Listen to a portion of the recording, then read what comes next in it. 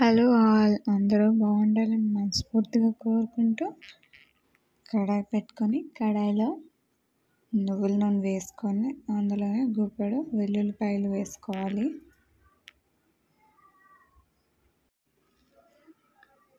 వెల్లుల్లిపాయలు కలుపుకుంటూ golden fry అయ్యేంత వరకు వేయించుకోవాలి.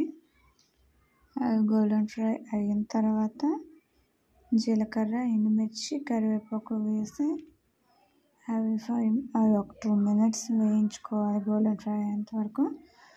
అవి వేగిన తర్వాత సన్నగా చాప్ చేసుకున్న బెండకాయ ముక్కలను వేసుకుందాం. బెండకాయ ముక్కలు వేసిన తర్వాత కొంచెం పసుపు, రుచికి సరిపడంత సాల్ట్ వేసుకుందాం. ఇప్పుడు మంచిగా కలుపుకుంటూ అంతా మిక్స్ అయ్యేలా కలుపుకొని మూత పెట్టుకొని మగ్గించుకుందాం. మూత తీసి చూసారా ఇలా ఫ్రై అయింది.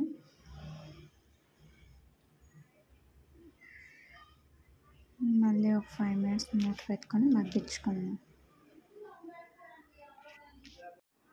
ఇలా ఒక 10 minutes మూత పెట్టుకొని దగ్గరగా మగ్గించుకోవాలి.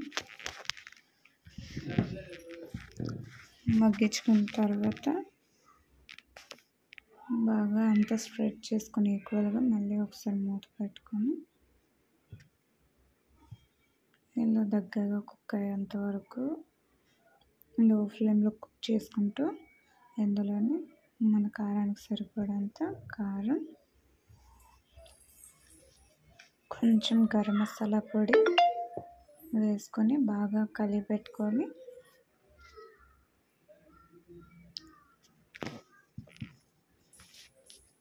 వేడివేడిగా సర్వ్ చేసుకుంటే మనం బెండకాయ ఫ్రై రెడీ.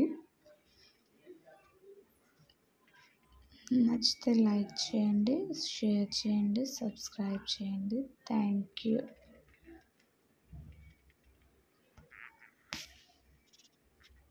బాయ్.